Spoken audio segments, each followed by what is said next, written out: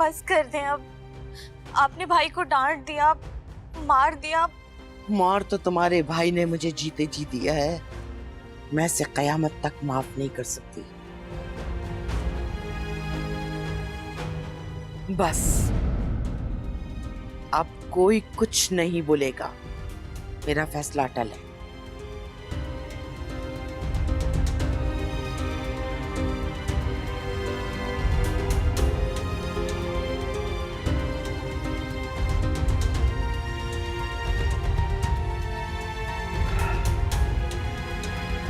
चल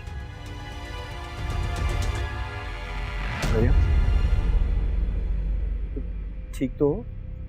हाँ अगर ये ठीक लड़की होती तो ना हालात बिगड़ते और ना इसकी तबीयत।